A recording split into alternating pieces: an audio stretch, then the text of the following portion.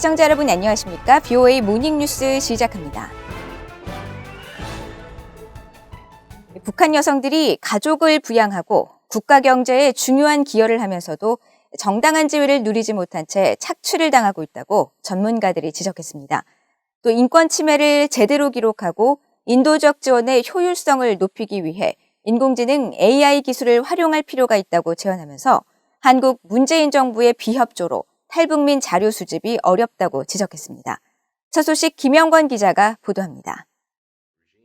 한국 이화여대 국제학과 레이프 에릭 이슬리 교수와 미국 동서센터의 세라킴 방문연구원은 25일 워싱턴의 한미경제연구소 KEI가 주최한 화상토론에서 북한의 여성인권 개선을 위한 국제사회의 지원 노력이 필요하다고 강조했습니다. 세라킴 연구원은 특히 북한 여성들이 가정과 국가 경제에 기여하는 만큼 충분한 권리를 누리지 못하고 있다면서 북한 여성들의 시장 지배력과 사회적 영향력이 저평가되고 있다고 지적했습니다. Big part of their activity is within the informal markets or 장마당. And there's research saying that informal commerce actually makes up more than 70% of the household income for North Korean families.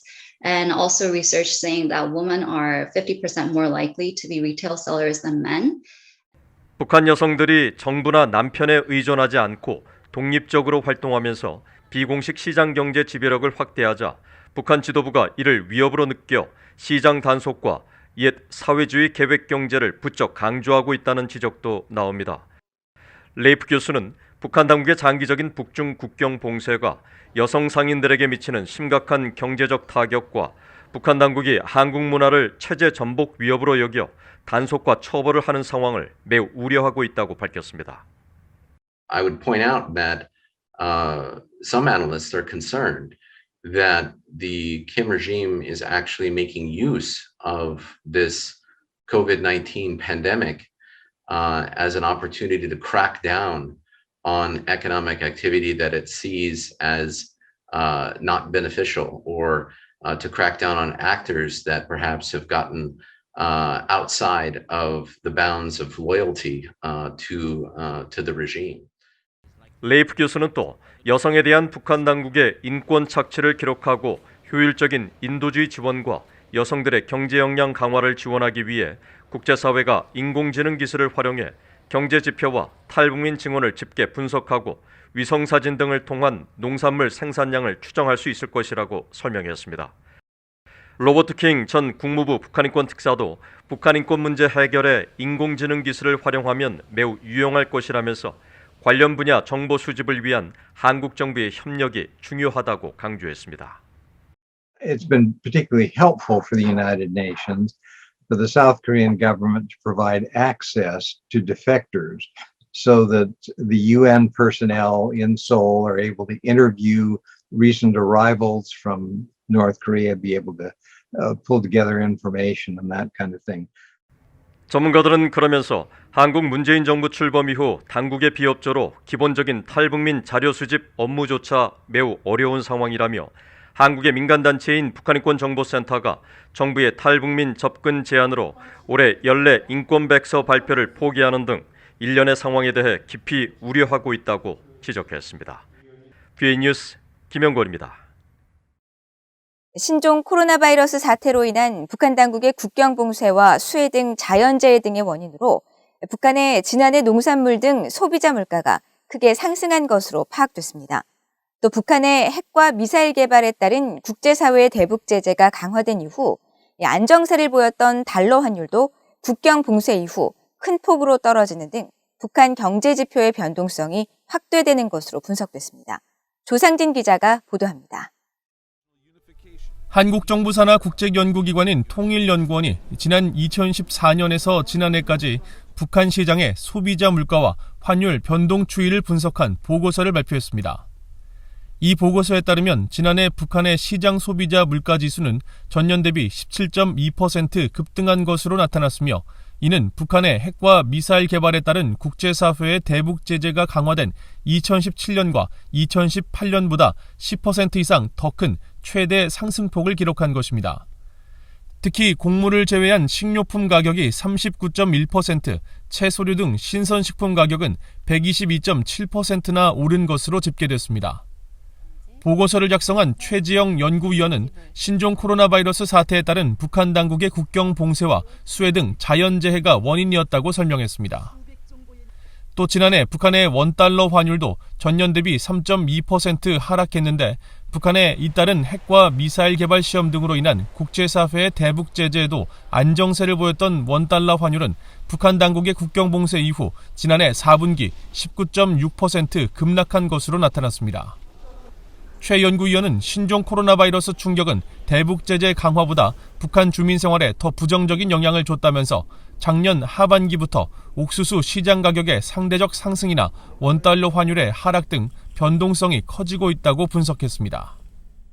수입을 할 수 없는 상황이기 때문에 새로운 외화 수요가 좀 증가하지 않은 것도 환율 하락의 배경인데, 그렇지만 이게 시장 요인으로만 설명이 되는 것은 아니고 북한 당국이 탈달러라이제이션 정책을 펴면서 개입하고 있는 것이 아닌가. 그래서 원화를 사용하는 것은 정책적으로 강조하면서 외화에 대한 수요가 좀 줄어든 것이 하락의 배경이 아닌가. 북한 농업 전문가인 조충희 굿파머스 연구소장은 장마당 활동을 통해 부지런히 달러를 벌어 저축해온 북한 주민들에게 달러 가치 하락은 실질적인 물가 상승을 의미한다고 지적했습니다.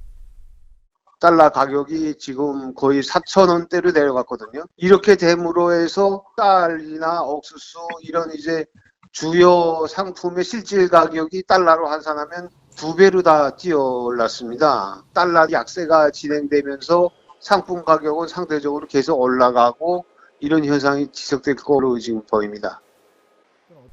통일연구원 조환범 선임연구위원은 올해 자연재해가 심각하지 않을 경우 식량 등 생필품 가격의 최대 변수는 국경봉쇄 해제 여부가 될 것으로 전망하면서도 신종 코로나 델타 변이 바이러스 확산으로 국경봉쇄가 단기간에 풀리기는 어려울 것으로 내다봤습니다. VOA 뉴스 조상진입니다. 아프리카에서 주로 초대형 동상 건축으로 외화벌이를 했던 북한이 최근에는 소규모 공사에까지 손을 대면서 계속 외화벌이를 하고 있다는 지적이 제기됐습니다. 아프리카의 북한 노동자들은 임금의 80% 이상을 북한 당국에 바치는 등 강제 노동의 피해자라는 비판도 나왔습니다. 함지하 기자가 보도합니다. 네덜란드 레이든 대학교에서 북한과 아프리카의 외교, 군사, 경제적 협력 등을 연구해온 티코 벤데르훅 연구원은 25일 미국 동서센터가 개최한 화상 토론회에서 북한이 벌이는 아프리카 내 외화벌이 사업이 다양해지고 있다고 지적했습니다. 그동안 대형 동상 건립 중심이었던 외화벌이가 이제는 수영장 같은 작은 공사까지 이어지고 있다는 겁니다. In recent years, we had quite a lot of attention for these large companies like Mansudae, these large art studios in Pyongyang.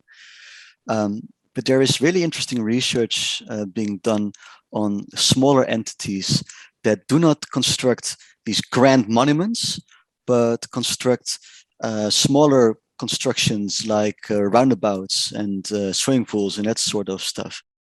실제로 BOE는 지난 2019년 북한의 만수대 창작사의 해외 법인이자 대북 제재 대상인 만수대 해외 프로젝트 그룹이 서아프리카 세네갈에서 코르만 컨스트럭션이라는 위장 회사를 차려 주택과 호텔, 공장 건설에 나선 사실을 확인해 보도한 바 있습니다. 벤데르훅 연구원은 북한이 작은 공사까지 손을 대는 것은 제재 이행에 대한 미국의 압박이 영향을 미친 것으로 분석했습니다. When the United Nations panel of experts tried to clarify what was going on, often their calls for inquiry were unanswered. I actually think that in this respect, that pressure from the UN didn't matter very much, but pressure from the United States mattered more.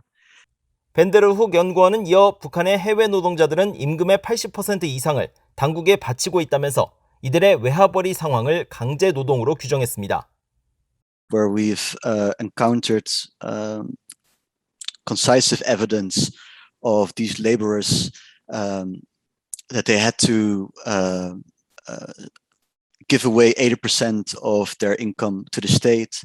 They were not allowed to have their passports with them within the country. They often had to take on extra work outside of like the regular contracts in order to maintain a certain standard of income. They were not allowed to roam freely through the country. 실제로 비어있는 세네갈 내 북한 외화벌이 상황을 보도할 당시 코르만 컨스트럭션의 재정 자료를 입수해 북한 노동자들의 월급이 현지인 수준에 크게 못 미치는 $100 수준이며 회사 수익금 가운데 대부분은 북한 당국에 상납돼 북한 노동자들이 강제 노동을 하고 있다는 사실도 확인했습니다. 벤데르훅 연구원은 북한이 소규모 공사를 통해 벌어들이는 외화도 합쳐보면 규모가 크다는 사실을 예상할 수 있다면서 현재 우리가 아는 것보다 더 많은 일들이 벌어지고 있다고 강조했습니다. VOA 뉴스 함자입니다.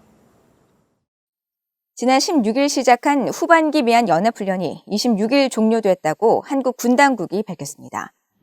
한국합동참모본부 관계자는 이날 훈련 종료를 알리면서 미얀 양국군은 신종 코로나 바이러스 감염증 상황 등 어려운 재반 여건 속에서 대비태세 등 안정적으로 상황을 관리하면서 훈련 목표를 성공적으로 달성했다고 전했습니다. 올해 훈련은 연례적인 방어적 성격의 지휘소 훈련으로 실기동 훈련 없이 컴퓨터 시뮬레이션 위주로 이루어졌으며 신종 코로나 바이러스 감염증 상황을 고려해 훈련 장소를 분산하고 참가 인원도 전반기 훈련에 비해 대폭 축소된 형태로 치러졌습니다. 이에 따라 이번 훈련을 통해 미래연합사령부의 완전 운용 능력 검증 연습, FOC 등 전시작전 통제권 전환 검증 계획은 예행 연습에 그쳤으며 FOC 완전 검증 연습도 내년으로 미뤄진 것으로 알려졌습니다. 폴 라카메라 유엔군 사령관 겸 주한미군 사령관은 콜롬비아군의 6.25 한국전쟁 참전 70주년을 맞아 한반도 평화에 대한 콜롬비아의 변함없는 헌신에 감사의 뜻을 나타냈습니다.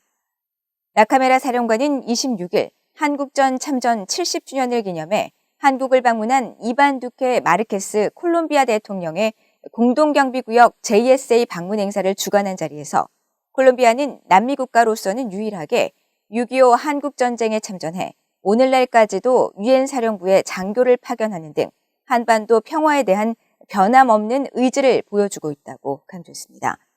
한편 한국 국방부는 이날 보도자료를 통해 서울 용산 전쟁기념관에서 26일부터 다음 달 21일까지 약 한 달간 콜롬비아군 참전 70주년 특별 사진전을 개최한다고 밝혔습니다. 또 이번 전시는 남미 국가 중 유일하게 한국전쟁에 공식 참전했던 콜롬비아군에 대한 감사와 추모의 마음을 표하기 위해 기획됐으며 콜롬비아 해군의 최초 참전군함인 아미란테 파티아함 등 50여 점의 사진과 콜롬비아 전쟁 문학 발간물 등 9점이 전시될 예정이라고 설명했습니다. 북한 정권의 후원을 받는 것으로 알려진 해킹 조직이 최근 연이어 악성 코드를 유포하고 있으며 특히 유명 인터넷 웹브라우저에 악성 코드를 설치해 큰 피해가 우려된다고 미국의 사이버 보안 기업이 밝혔습니다. 미국의 사이버 보안 기업 볼렉시트는 최근 보고서를 통해 북한 정권의 후원을 받는 해킹 조직 APT-37이 로크렛 또는 도그콜로 불리는 악성 코드를 세계 최대 인터넷 검색 업체 구글의 웹 어플리케이션에 설치한 것을 발견했다고 밝혔습니다. 로크렛 악성 코드는 인터넷 사용자들이 이 어플리케이션을 이용할 때 악성 코드가 실행되면 수시로 화면을 캡처하고 저장된 암호 정보를 수집해 해커에게 전송하도록 고안됐으며 보고서는 북한 해킹 조직이 구글 등 합법적이고 수많은 대중들이 사용하는 웹 브라우저 서비스를 적극 활용해 의심을 피하고 악성 코드를 은밀하게 퍼뜨리고 있다고 지적했습니다. 볼렉시트는 앞서 지난 17일에도 보고서를 통해 APT-37 또는 스카크러프트로 알려진 북한 해킹 조직이 한국의 북한 전문 매체인 데일리 NK의 인터넷 웹사이트에 블루라이트라는 악성 코드를 심었으며 지난 3월부터 6월까지 이 악성 코드가 관찰됐다면서 사용자들의 주의를 당부했었습니다. 이상으로 BOA 모닝뉴스를 모두 마칩니다. 시청해주신 여러분 고맙습니다.